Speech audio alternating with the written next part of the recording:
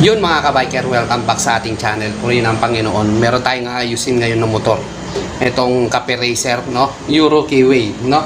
So, ito yung tatak niya. So, ayaw umandar to mga kabiker. Meron naman siyang gasolina, meron naman siyang kuryente, pero ayaw umandar. Isa-isain natin kung paano natin malalaman kung saan talaga yung sanhi, kung bakit ayaw umandar, no? So, wag na natin patagalin pa. Tirahin na natin. Ayan mga kabiker.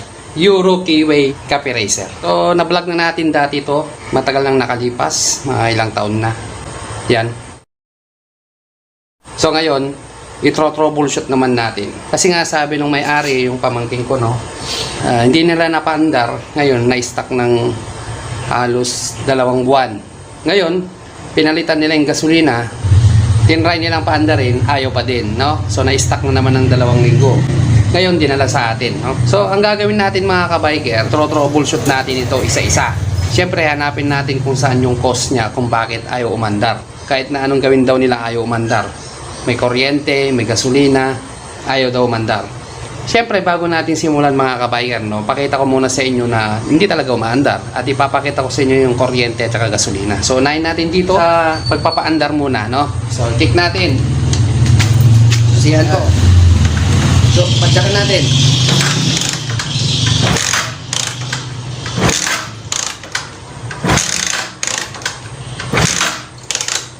Ayan. So, nakailang sipa na tayo. Ganun pa rin mga kabiker. Ngayon, ang gagawin ko, mga kabiker, pakita ko muna sa inyo na merong kuryente talaga. Then, next, yung gasolina. So, kalasin natin yung spark plug.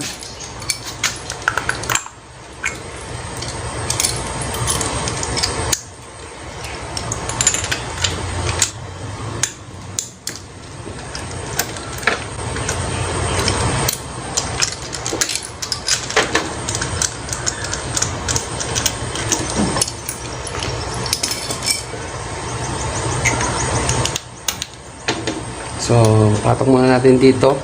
Dikit natin sa ground. Tuwakan ko. Nakasusi yan, no? Padyakan ko, makikita nyo may kuryente yan. Ano? Yan. Lakas na. Ito nga po yun. Spark nga. Ngayon, tingnan natin sa likod. So, yan, no? Pag ganyan, nakasindi yan. Yung arrow niya, ito, nakaturo. Reserve yan. Pero pag ginanyan mo, nakapatay yan. So, check natin kung may karga. Nakapatay muna yan, no? Ayan. So, sisindi ko. So, may gasolina, no? Yan, balik natin. So, meron din mga kabiker, di ba? May gasolina. Ngayon, madalas kong sabihin sa inyo mga kabiker sa aking mga vlog, pag mag-troubleshoot tayo, diba, kailangan i-check natin yung gasolina, meron. Check natin yung kuryente, meron. Pag wala pa rin, kasi hindi naman problema yung stator at saka CDI kasi may kuryente.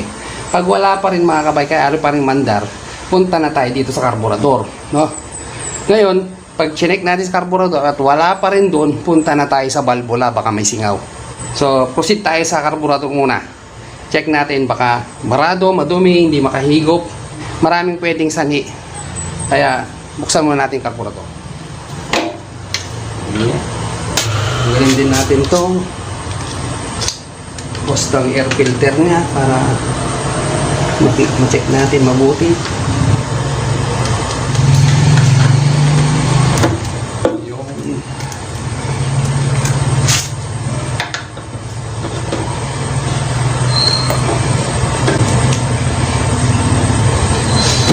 So, try natin i-kick. Baka ma-check natin dito. Dito kung hihigop siya ng gasolina, no? Takpan natin. Pero, mas maganda, kapit na spark plug. Malay natin, umandar ka agad. Napadali na nating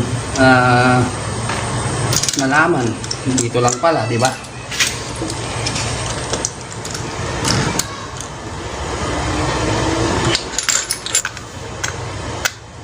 Ayan. So, kick natin, tapos paigupin natin sa kani.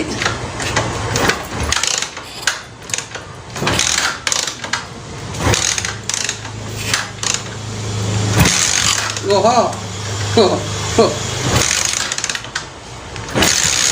Ko. Ayun, meron. May higop siya.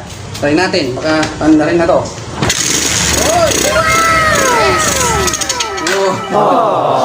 Mga ka-biker, dito lang sa carburetor. So, try natin ibalik to. Napa-under na. Kumbera. Ito lang pala.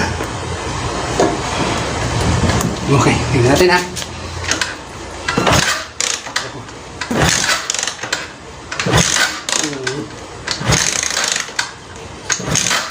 Okay. So, ayaw. Ang gagawin natin, halasin talaga natin to. Baka may something. Okay, halasin natin to. Patayin muna natin doon. Ayan. Para hindi tumuloy yung gasolina. Check natin dito kung bakit. May higop naman siya eh. Meron siyang higop. A few inches later. Baka yung carburetor naman ng madumi. No? Ano natin yan dahil nakasara naman na doon. Nakasara na. Doon. So, yun yung sa gasolina niya. So, check natin to. Baka naman madumi. Baka naman overflow.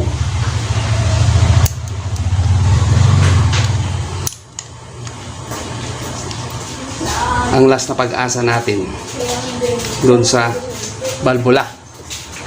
No? Yan. So, tanggal na mga kabiker, no?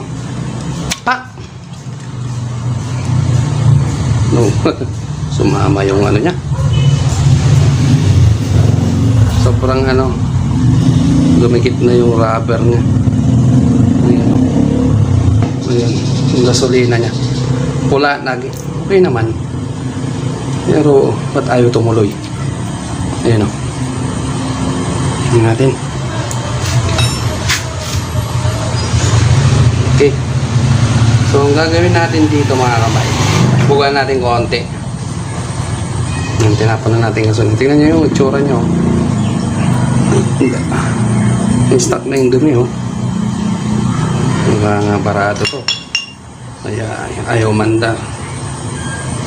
Check natin. Check natin yung mga gets niya. Check natin kung may butas. Dito pa lang, may butas na to kasi maluwak yung butas nito. Meron may butas, no? Yung isa. Natin kung may butas tong isa. Tong pilot jet. So, hindi ko muna dito sa baba. So, tanggalin natin.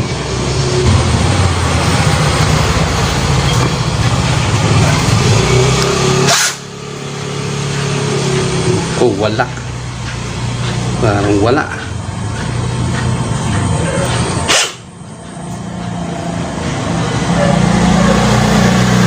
Ito, buwang ko muna to mga kabiker.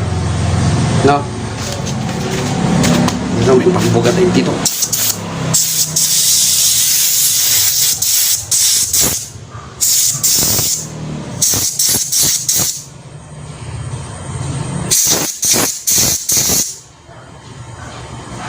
Silipin natin. May nakikita na ba kayo? Ito. Mirado, no? Ngayon lang. Pantay ng pangtusok. Ayan, mga kabiker, kumuha tayo ng perdibling mas maliit. Tapos namin natin. Pero parang hindi pa rin siya kasya. Super liit yung kanya. Yun. Super liit yung butas niya. So, alam nyo mga kabiker, importante na may butas ito. Ayaw, ay pumasok tong vertibli ko. Masyadong maliit. Pero tingnan natin. Ayun o. Sana tumagos. Ayaw talaga. So, tingnan natin. Ito parang walang butas dito eh.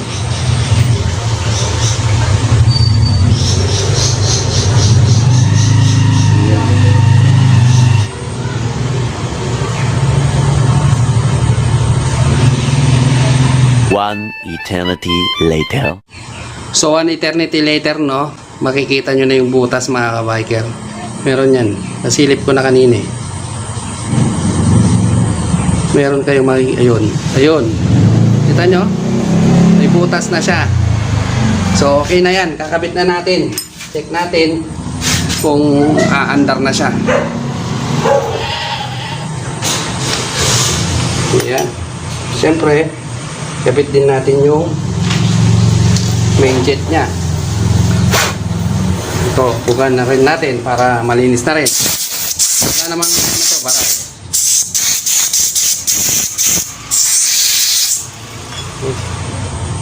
So, kabit na rin natin sa pwesto niya.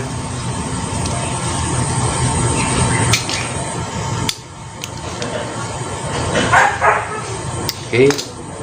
Tapos, itong rubber niya. Dapat masakto natin ito. So, okay naman. Hindi naman siya ganong madumi, pero ano na lang natin. Linisin natin ng konti. Okay. So, ano natin dito. Patuloan natin. Yeah.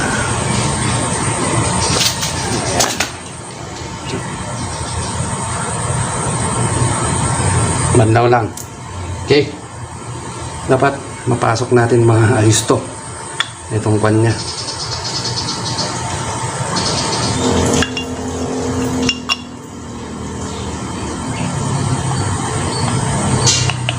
Yung rubber niya kasi ang ano rito eh.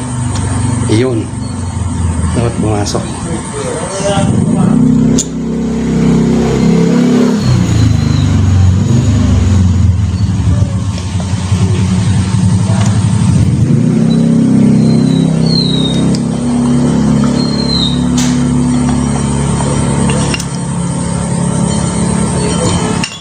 So, tanggalin na lang natin. Pasok natin doon sa pwesto niya. Tanggalin natin tong lumikit na siya. So, maganda kasi rito ikabit, no?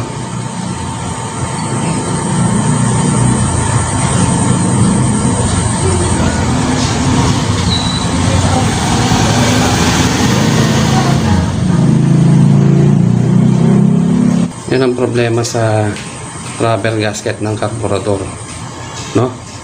Lumulubag na siya pag nabinat. Problema natin. So, hindi natin maayos makabit yun. Kunin na lang natin yung rubber gasket nito. Itong isang carburetor. Ayan. Ayan o. Ito. Kung magkatugma sila.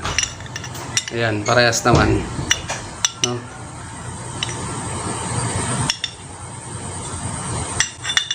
Parehas na parehas o. Okay. Kabit na natin to. Siya rin naman eh. Para wala nang problema. Kasi baka pagbuka natin, wala namang problema dun sa may-ari. Kasi original din naman to. Papalitan na lang natin ng repair kit sa kanya. Hindi na, no? Kahit ano, hindi talaga magtutuloy. A few inches later. Oh, yan. Yan sa likod, lagay natin.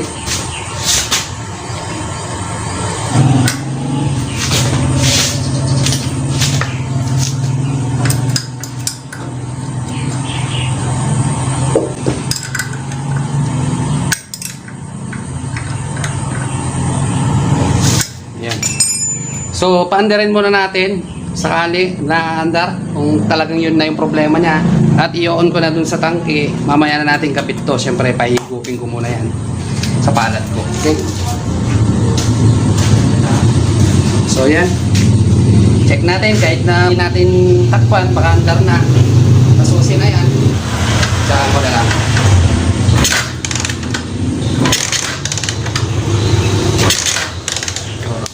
Pahigupin natin.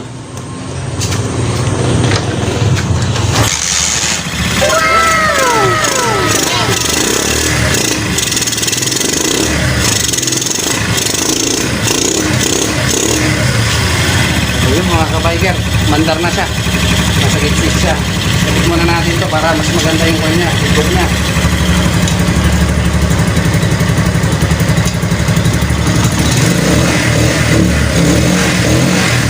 Okay na siya mga kabiker. Yun lang pala mga kabiker. Actually, sabi niya sa akin, pinatingin niya na to.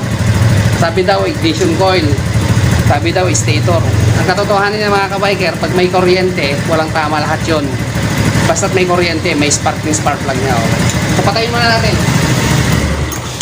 So, dun mga kabiker, nakita natin na doon lang pala sa baranong pilot jet. Kanina, tinisilip natin, hindi talaga masilip yung butas. And then, ipinakita ko sa inyo, may konting nasilip tayo. So, yun, na-troubleshoot natin kagad at nakita natin sa pilot jet barado. No? Sa mga nakaka-experience ng ayaw mandar yung mga motor nyo, kahit na may gas, kahit na may kuryente, proceed kayo sa karburador. Ngayon, pag wala pa rin sa karburador, ginawa nyo na ng lahat, sa balbula na kayo baka may sigaw. Ganun lang kasimple yung video natin mga kabiker. I hope na mayroon kayong natutunan.